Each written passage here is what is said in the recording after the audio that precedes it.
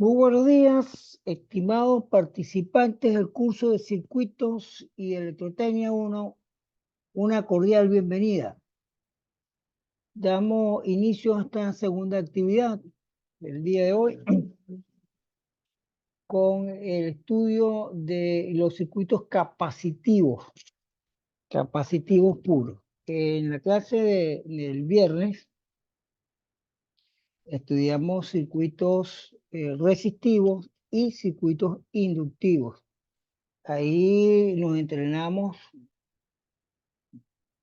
con el fin de conocer la nueva terminología en esta área, que en el caso de la resistencia lo vamos a llamar impedancia.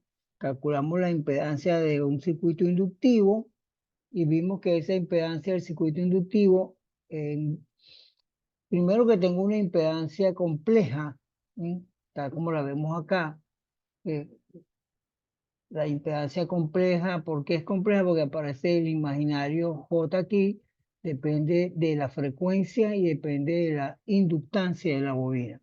Pero esta expresión me va a permitir a mí es resolver algunas situaciones, problemas.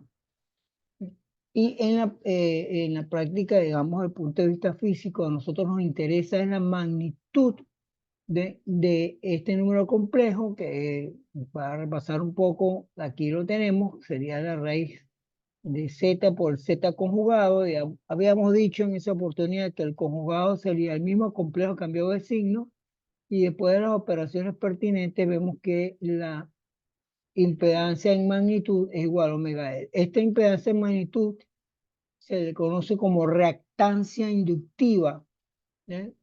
En la literatura y lo vamos a abreviar con esta letra XL, ¿eh? Que es omega por L, y si utilizamos la frecuencia angular como 2pi por F, podemos concluir que la reactancia inductiva es 2pi por F por su inductancia. Bien, ahora vamos a hacer el estudio de un circuito capacitivo. Ya más o menos tenemos una idea de cómo funciona un condensador. Hicimos un estudio de condensadores en corriente continua y vimos que un condensador lo que me permite es almacenar energía. ¿Sí? Él almacena energía, ¿sí? Que después la podemos utilizar posteriormente. Bien, en circuitos de corriente alterna, el funcionamiento de un condensador es algo distinto. Es decir, él puede almacenar, pero el almacenamiento va y, o sea, él se carga y se descarga, por decirlo de esa manera, porque la tensión que va a alimentar en los extremos del condensador es una tensión alterna, ¿eh? Entonces, es muy distinto a la tensión alterna, que es una tensión continua. En la tensión continua vimos que el condensador se carga progresivamente de acuerdo, pues, digamos, a la constante de tiempo que habíamos definido en clases anteriores, que es el producto de la resistencia por el condensador en un circuito RC. ¿Sí? Y aquí es algo distinto. Vamos a comenzar el estudio de acuerdo al algoritmo que ya tenemos establecido con la clase anterior. ¿Sí? Si nosotros suponemos que el voltaje que alimenta ese condensador es de la forma B sub 0 seno omega T es una función dependiente del tiempo, armónica, la función seno. Vamos a ver entonces cómo podemos escribir la corriente del condensador, ¿no? Por definición de corriente eléctrica, por definición de corriente eléctrica sabemos que la corriente es cómo varía la carga por unidad de tiempo, que sería el diferencial de Q de T. Voy a tener un pequeño paréntesis para consultarle al compañero Ramón si está viendo el compartir de pantalla y si está escuchando el audio. Por favor, Ramón.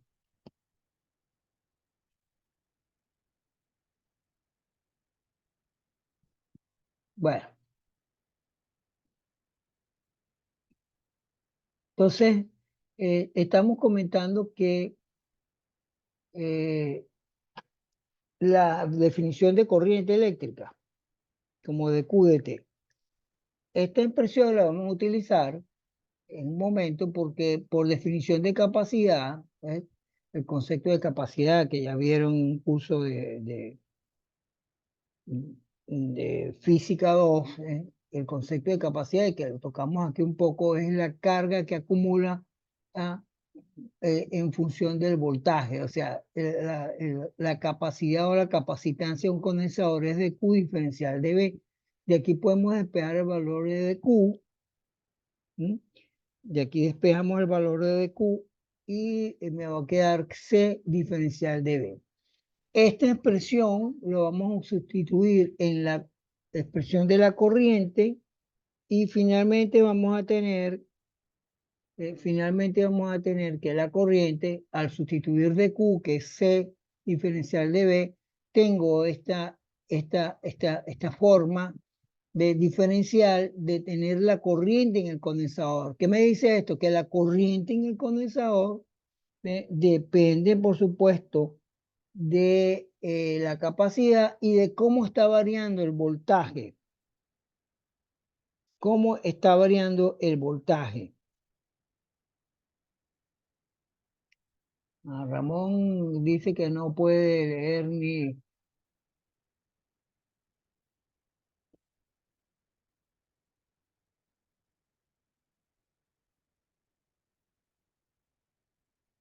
Tienes que desconectar el micrófono para que puedas escucharme. O sea, para que tú puedas hablar, mejor dicho. Pues entonces, fíjense, si yo sustituyo, fíjense que ¿cómo es la corriente en el condensador? La corriente en el condensador,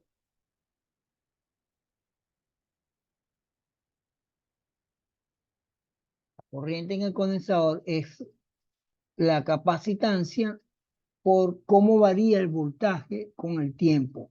Entonces, como ya yo tengo el voltaje, que el voltaje de esta forma, la función armónica seno, yo lo sustituyo en la ecuación que hemos deducido ahora, tomo la derivada de la función seno, ¿ok? Al tomar la derivada me queda el coseno por su derivada interna, que sería omega, y tengo esta expresión, pues, que me está indicando que la corriente va a depender también del tiempo por la forma con el coseno, que es distinta a cómo es el voltaje de la fuente. Entonces, por los argumentos que ya explicamos en la clase anterior, yo utilizo algunas expresiones de la trigonometría básica y yo puedo escribir este coseno como el seno de dos ángulos, o sea, el seno de omega t más 90 grados. ¿Ok? El seno de 90 más omega t. Entonces, ¿qué es lo que uno va a concluir aquí? Según lo que ya discutimos en clase anterior, que la corriente tiene un adelanto de fase de 90 grados. ¿Sí? Esa es la conclusión. ¿Sí? Distinto al caso de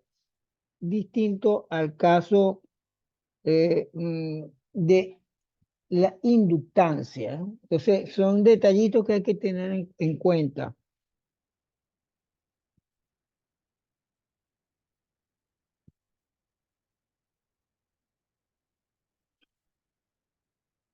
Son detalles que hay que tener en cuenta. Entonces, vamos a hacer el cálculo de la impedancia. Vamos a repetir otra vez entonces.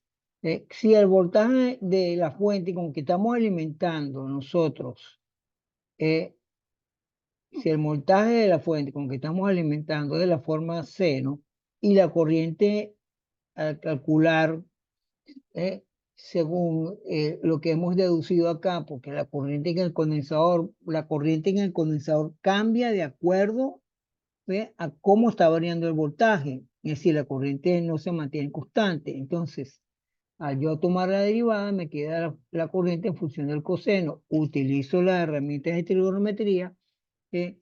Y obtengo que la corriente es la función seno, análogo al voltaje, pero con una diferencia de fase de 90 grados.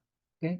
Entonces, uno concluye que la corriente tiene un adelanto de fase de 90 grados con respecto al voltaje. Eh, Ahora que dentro del algoritmo que ya estudiamos en la clase anterior, es la definición de impedancia como la razón o el cociente entre el voltaje y la corriente. Aquí lo tengo. Fíjense que la impedancia ahora es una función que va a depender del tiempo. Cuando yo hago este cociente, aquí coloco el valor del voltaje y aquí tengo el valor de la corriente que hemos deducido ahora. Utilizo la fórmula de Moore que también está en la clase anterior. Este es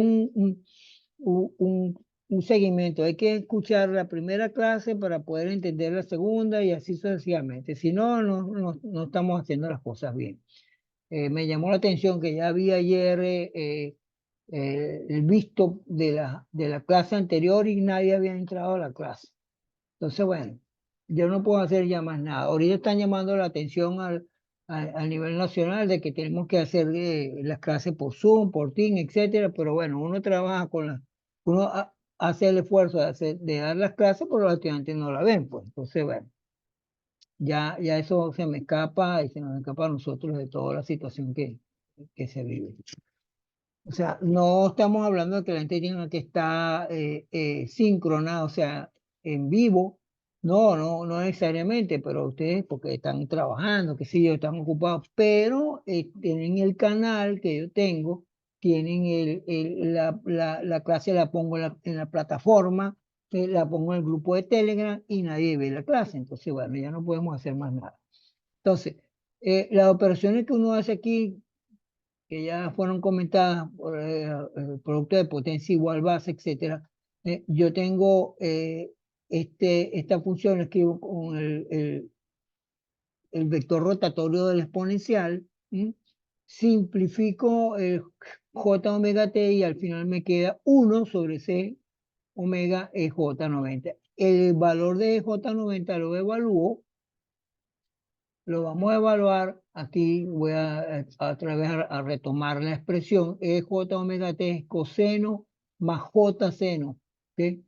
Proyecta en el eje X, en la parte real, la función coseno y proyecta en el eje vertical la función seno. Cuando yo lo evalúo para 90 grados, ¿qué me va a quedar? El coseno de 90 grados, ¿ok? Es nulo y el seno de 90 grados vale 1 y al final me queda J, que es lo que tenemos acá. Entonces, aquí me va a quedar entonces J, 1 sobre J. ¿eh? Y uso algunos artificios en las operaciones con números complejos. En vez de el J que está en el denominador, lo coloco en el numerador, pero eso es multiplicar ambos miembros, o sea, el numerador y el denominador por j, ¿sí?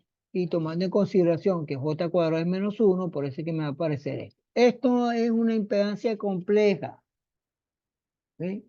Que la vamos a usar, repito, para hacer algunos problemas, ¿sí? Pero nos interesa desde el punto de vista físico la impedancia, la magnitud de ese complejo. Y la magnitud de ese complejo es la raíz de z por z conjugado. Aquí el z conjugado, el cambiado de signo, ¿eh? Y bueno, al efectuar estas operaciones, finalmente me queda que la magnitud de z es 1 sobre el inverso de c sobre la frecuencia eh, angular. Si yo sustituyo la frecuencia angular por 2πf, tengo la reactancia capacitiva, que es la manera como la vamos a llamar en magnitud. La reactancia capacitiva que es inversamente proporcional a la frecuencia.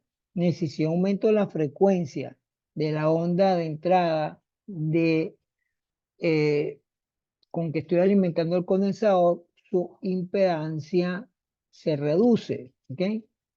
La impedancia que es equivalente a la resistencia. Bueno, son los tres conceptos y los tres términos básicos de circuitos de corriente alterna que en cualquier disciplina hay que conocer. Los circuitos resistivos puros, los circuitos inductivos puros y los circuitos capacitivos puros. aclaré que el término puro lo que significa es que predomina justamente el efecto. En el caso del capacitivo, predomina el efecto capacitivo, porque el condensador también puede tener efectos inductivos, porque como el voltaje está variando en el tiempo por ley de Faraday, pueden aparecer algunas corrientes, una diferencia de potencial, una fuerza electromotriz inducida, pero muy pequeña, y esa la despreciamos delante del efecto capacitivo como tal del condensador. ¿Sí? Igualmente en el caso de una resistencia pura. ¿Por qué se dice que es pura? Porque uno desprecia los efectos inductivos y capacitivos. En una inductancia, igualmente, en una inductancia, en la inductancia se ve más claro porque la inductancia es un alambre enrollado. Y si es un alambre, una bobina, pues tiene una resistencia. ¿Sí? Pero el efecto resistivo es pequeño comparado con el efecto inductivo y capacitivo que puedan aparecer en la bobina, y entonces por eso es que uno hace un análisis por separado de cada uno de ellos, ¿eh?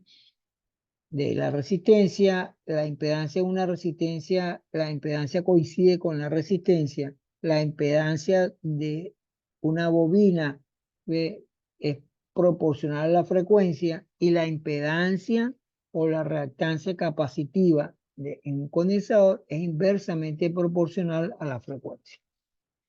Bueno, voy a ir un momentico entonces para hacer alguna aplicación de estos circuitos. ¿Mm?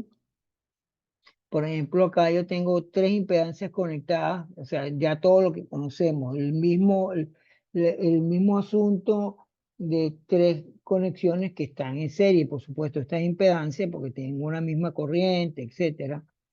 Tengo el divisor de tensión, aquí, o sea, aquí lo que hemos aprendido ya en el curso lo vamos a utilizar acá, lo que es el divisor de tensión, el divisor de corriente, el mismo teorema de Thevenin, etcétera. Y tengo tres resistencias, por supuesto, tres impedancias, aquí hablamos de impedancia, y como la corriente es la misma en un circuito en serie, ¿sí? Como la corriente es la misma, entonces I sub 1 igual a I sub 2, igual a I sub 3, igual a I. Y tengo los voltajes respectivos de acuerdo pues a eh,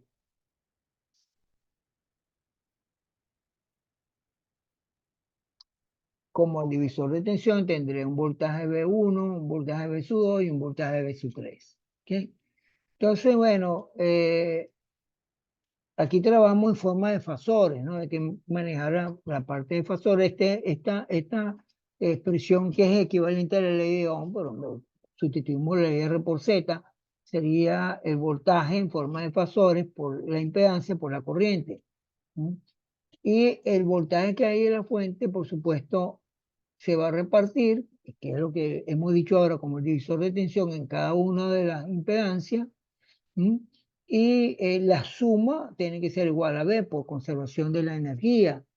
Esa observación la dicen varios estudiantes que hicieron el ejercicio de Thevenin un poco mal, y no tanto el de Thevenin, sino el teorema de superposición. Entonces, tenemos que tener presente la conservación de energía. Nosotros no podemos tener más energía con más voltaje de lo que me genera la fuente, ¿no? Entonces, ¿de dónde sale esa energía extra? Esa es la pregunta que uno se tiene que hacer. Entonces, por lo que tenemos acá, nosotros sustituimos el valor, el fasor de B1, Z1 por 1, Z2 por I, Z2 por I, sacamos I factor común y obtenemos el fasor de corriente. El fasor de corriente sería el voltaje entre la Z equivalente, donde la Z equivalente es la suma. Bueno, vamos a hacer un cálculo. Vamos a hacer un cálculo. Aquí tenemos dos ejercicios que son relativamente sencillos. Un circuito en serie tiene dos elementos. Un circuito RL, pues tengo una resistencia de 20 ohms y tengo una bobina, o sea, una inductancia de 0,02 Henry. Habíamos dicho en la clase anterior que la unidad de inductancia es Henryos. ¿Eh? Hay una impedancia tienen una impedancia igual. Ambos elementos pasivos, la resistencia y la inductancia, tienen una impedancia que es igual a 40 con un ángulo desconocido θ. Entonces hay que calcular la reactancia inductiva y la frecuencia en Hertz. Entonces, fíjense, es simplemente algunas operaciones con números complejos. La impedancia compleja, como están en serie, ¿eh? La afirmación aquí está clara, un circuito en serie, entonces hemos dicho ahorita que la impedancia en serie es la suma, sumamos 20, que es la parte real, y colocamos la parte imaginaria. ¿Ok? Recordemos que un complejo tiene una parte real y una parte imaginaria, pero esto da como resultado, que es un dato del problema, que la impedancia es igual a 40 el ángulo θ. ¿Mm? Entonces, al yo tener esto, utilizo también las expresiones de las básicas de trigonometría, el coseno de θ, ¿ok? El coseno de θ es el cateto adyacente, en este caso es 20, y la hipotenusa en el triángulo es 40. Eso me da un medio. El ángulo, tomo el arco coseno de un medio, eso se busca con la calculadora, y tengo igual a 60 grados. ¿Mm? Entonces, al yo tener 60 grados, ya yo puedo conocer la reactancia inductiva, en este caso sería, eh, en el caso de la impedancia igual sería el 40 por el seno de 60, y esto me da 34,6. Entonces, la reactancia inductiva, de esta reactancia inductiva, yo despejo el valor de F y tengo que la frecuencia es 275 Hz. Bueno, este es un problema extremadamente sencillo. Aquí tengo otro ejercicio con un poquito más de dificultad. Bueno, no dificultad, pero distinto.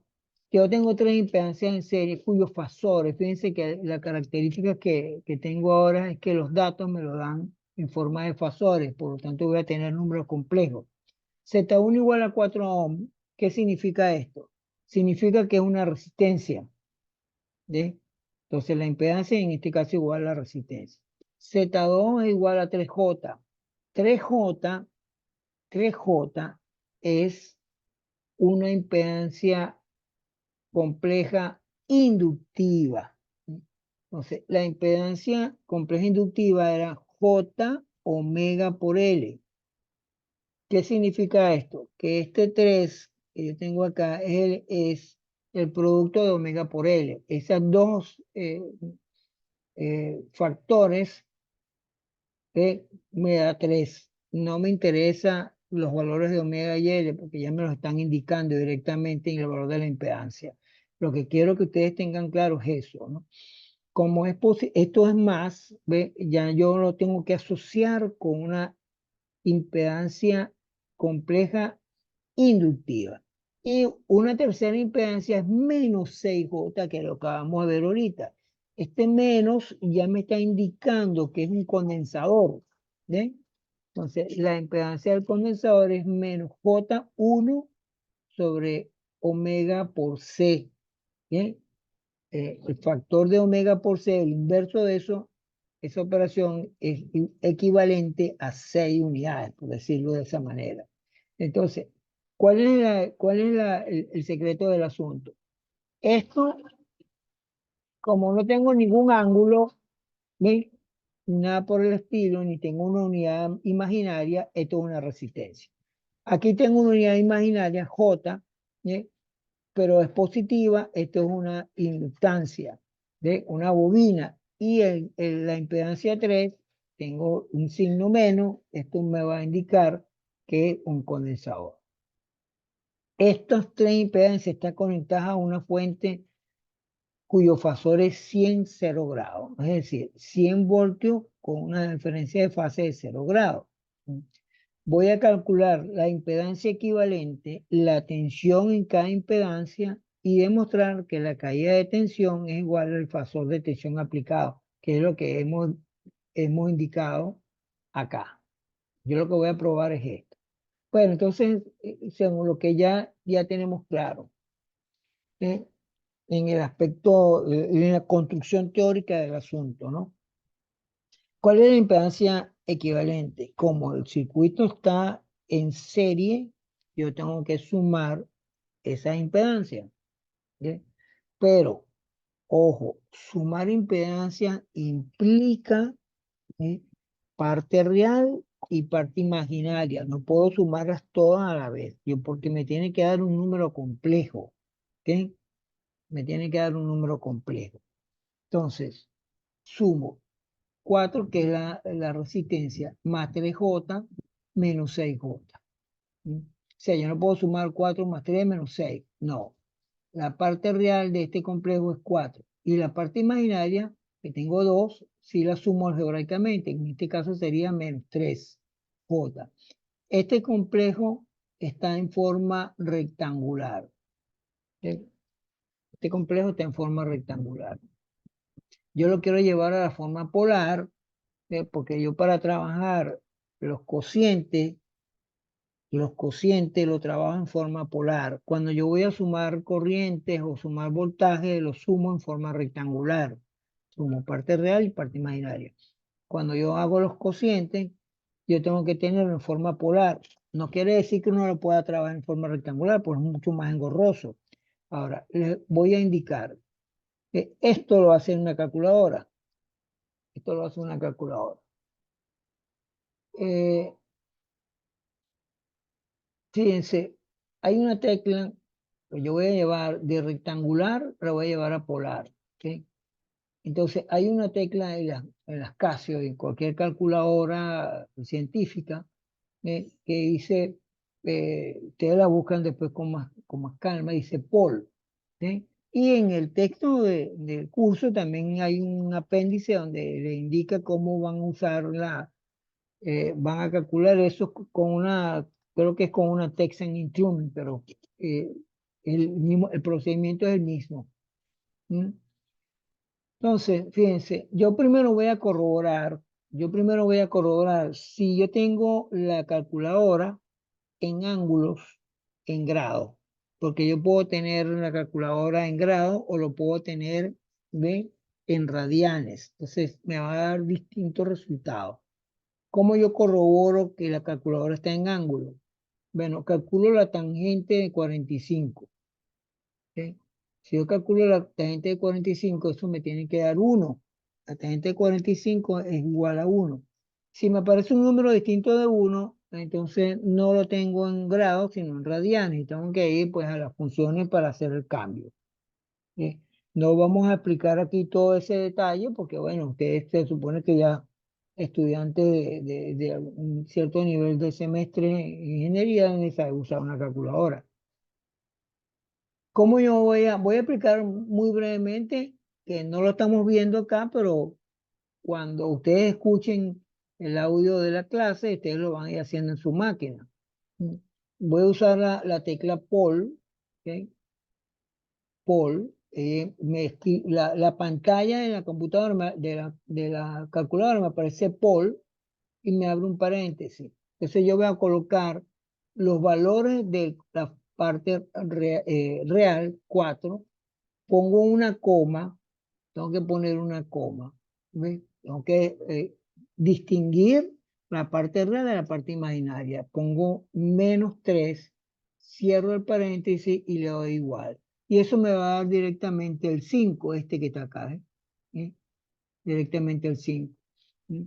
Manualmente sería la raíz cuadrada de 4 al cuadrado más 3 al cuadrado, que esto sería 16/25, raíz cuadrada de 25 es 5, manualmente. Y el ángulo, yo voy a buscar eh, el arco tangente, o sea, la tangente, las calculadoras Casio tienen shift en amarillo y tienen alfa en rosado. Yo voy a utilizar la función f que es en rosado y le doy a alfa y le doy a la función tangente. ¿Mm? Y me va a dar el ángulo directamente. ¿Ven? Me da -36.869090, que se aproxima a 36,9. Entonces yo con la calculadora paso directamente de la forma rectangular a la forma polar. ¿Bien? Entonces, la corriente, como es la misma, el fasor de corriente sería el voltaje sobre esa impedancia equivalente, que en este caso sería 100 entre 5, que eso me da 20. Y aquí sería 0 menos menos, porque tengo un cociente de potencia igual base. Son cuestiones de álgebra elemental. eh, Escribo la base y resto los exponentes. Entonces sería 0 menos menos 36, eso me da más 36. Es decir, el fasor de corriente es de 20 amperios, que pasa por ese circuito, y con un ángulo de fase de 36,9. Estoy desfasado con respecto al voltaje, porque el voltaje es 0 grados. ¿Ok? Bueno, las caídas de tensión en cada uno de los voltajes es simplemente multiplicar la impedancia por la corriente, es decir, 4 por 20, eso me daría 80, ¿ve? Y cuando yo multiplico fasores en forma polar, sumo los ángulos, entonces sería 30,6 más 0, que es 30,6. En el caso de B sub 2, ¿ve? Sería, en el caso de B sub 2, tengo la impedancia que es 3. Tendría que llevar 3J a la forma polar, ¿sí? Entonces, hacen el procedimiento que ya comenté. 3J a la forma polar es 390 grados. ¿Sí? 390 grados. Lo multiplico por la corriente, eso sería 60, porque 20 multiplico la magnitud de cada uno de voltaje y corriente, sería 20 por 30, 60, y sumo, ¿ve? Porque esto es como un producto de potencia igual base. Sumo los ángulos. 90 más 36,9 me da 126,9. Finalmente el voltaje 3. El voltaje 3 sería, la impedancia sería 6. Transformo el menos 6J a la forma polar y me da 6 menos 90 grados. Fíjense cómo va el asunto. Lo multiplico por la corriente, me da 120. Sumo algebraicamente los ángulos. Algebraicamente quiere decir que respeto los signos. 36,9 menos 90 me da menos 53,1. ¿Ok? Menos 53,1. Bueno, ahí tengo los valores en forma polar. Si yo quiero demostrar, ¿ve? Que la suma de esos voltajes, me da el voltaje de la fuente, tengo que transformar cada uno de los fasores a la forma rectangular, porque para yo sumar complejos, lo tengo que sumar en forma rectangular, o sea, parte real y parte imaginaria. Uso la calculadora también para yo transformar ahora lo opuesto, o sea, de polar a rectangular. Entonces, en la tecla Pol, en la parte superior, dice Rect, que es rectangular. Pero para yo usar la tecla Rect, tengo que usar Shift. Entonces, tengo que colocar Shift, ¿ve? Y me va a aparecer en la pantalla de la calculadora Rect y se abre un paréntesis. Coloco 80, que es el primer término del complejo.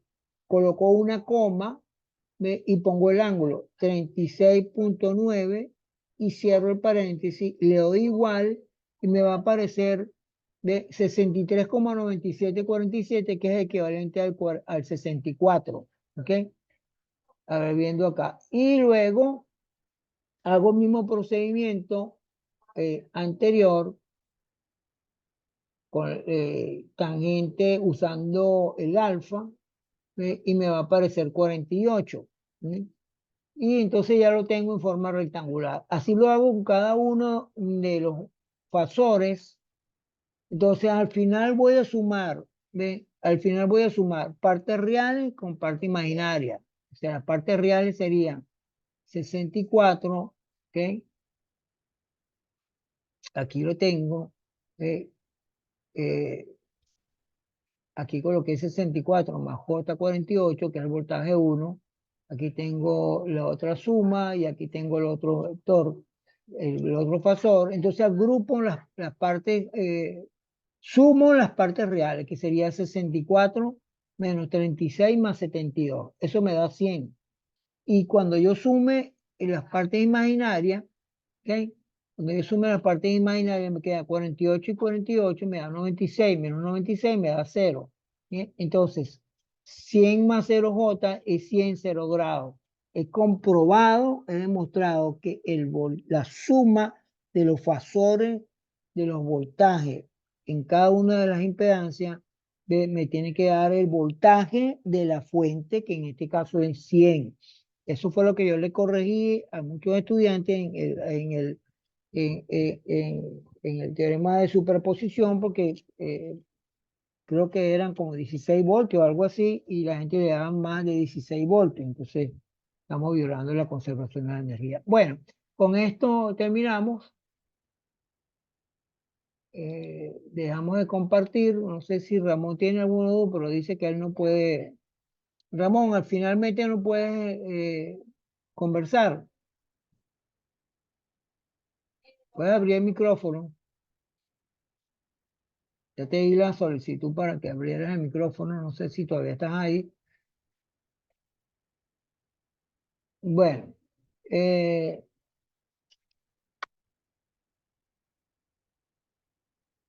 estaremos entonces pendientes para la próxima clase, que posiblemente va a ser mañana. ¿Ok? Vamos a hacer la clase posiblemente mañana, porque la primera evaluación la voy a colocar posiblemente el fin de semana o el próximo lunes. ¿Ve? Y van a haber cambios en la estrategia a seguir. ¿Ve? No lo voy a decir, pero para que les estoy comentando para que se vayan preparando. Posiblemente el lunes voy a colocar la primera actividad del 20%. Por eso que estamos haciendo esta clase. Bueno, que tengan todo un feliz día. Le agradezco al amigo Ramón Rondón por su eh, participación en la clase y un feliz día a todos.